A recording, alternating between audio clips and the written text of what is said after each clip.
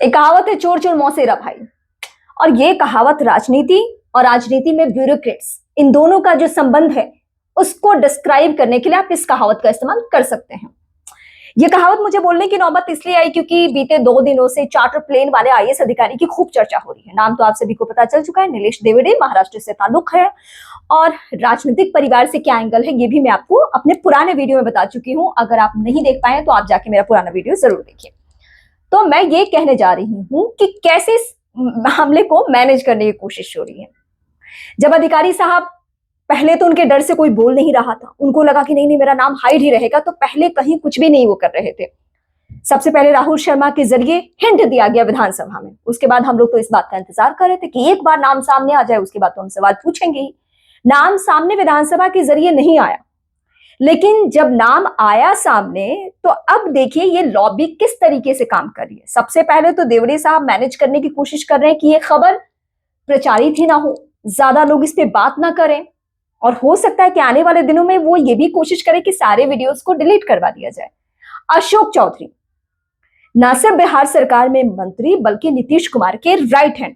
और नीतीश कुमार के बारे में क्या कहा जाता है, प्रशांत किशोर से लेकर तमाम राजनेताओं ने कहा है, और ये हम सब भी नोटिस करते हैं कि वो अपनी सरकार को नेताओं और मंत्रियों के जरिए नहीं चलाते हैं, वो ब्यूरोक्रेट्स के जरिए चलाते हैं। और ब्यूरोक्रेट्स पे उनकी मतलब उनका भरोसा बहुत ज्यादा होता है, और इस बात का फायदा उनके आसपास के अधिकारी उठाते भी रहे हैं। नीतीश कुमार की मेहरबानी देवड़े साहब पे कितनी रही है ये किसी से छिपी हुई बात नहीं है। जिन जिन जिलों के वो डीएम रहे हैं, कौन कौन सा उनका काम दिया गया। पहले मैं कहानी बता दूं कि इस मामले में कहानी क्या गढ़ी गई। कहानी अब इस मामले में ये गढ़ी गई है अशोक चौधरी के जरिए और देवड़े साहब के भी जरिए कि जिस चार्टर प्लेन की चर्चा हो रही है, उस चार्टर प्लेन से नीतीश कुमार दिल्ली गए हुए थे, और वो चार्टर प्लेन वहां से खाली आ रहा था। मतलब ये कैसी बचकानी सी बातें हैं। वहां से खाली आ रहा था तो नीलेश देवड़े अपने पूरे परिवार के साथ उस चार्टर प्लेन में सफर करके वो पटना पहुंच गए, दिल्ली टू पटना। और इसीलिए ना उन्होंने इसके लिए पैसा खर्च किया है, ना ये उनके ऊपर किसी ने पैसा खर्च किया। ये विशुद्ध रूप से नीतीश कुमार के लिए गया हुआ चार्टर प्लेन था, और वो बस उस प्लेन से लौटे हैं। ये कहानी है देवड़े साहब की तरफ से भी। उन्होंने भी जिन जिन लोगों से बात की है वो सारी जानकारी मेरे तक आई है। अब वो जहां जहां भी बात कर रहे हैं कि नहीं नहीं मेरे बारे में आप लोग गलत खबरें मत चलाइए, ऐसी बात नहीं है। बात ये है कि मैं ऐसा नहीं हूं। और अब अशोक चौधरी मैदान में कूद गए हैं। इसीलिए मैं कह रही थी कि चोर चोर मौसेरा भाई। मतलब जब नेताओं पे कुछ होगा तो ये ब्यूरोक्रेट्स मैनेज करने की कोशिश करते हैं, अधिकारी मैनेज करते हैं।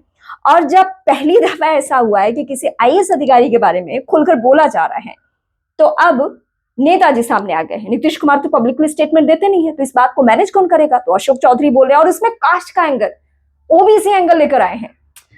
मतलब हर मामले में कास्ट का रोना छोड़ दो भाई आप लोग। जो आईएएस आईपीएस हो जाए वो ना दलित रहता है, ना ओबीसी रहता है, ना कोई कुछ और रहता है, उनकी अपनी दुनिया है।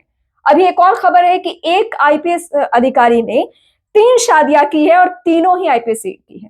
तो इनकी दुनिया ही बिल्कुल अलग है, इनको किसी के कवर की जरूरत नहीं है। फिलहाल क्या आप भी मान रहे हैं कि सरकार इनके लिए ढाल बन के आ रही है, और इसीलिए अशोक चौधरी इनके लिए स्टेटमेंट दे रहे हैं? और अगर ऐसा हो रहा है तो आप सभी को क्या करना चाहिए?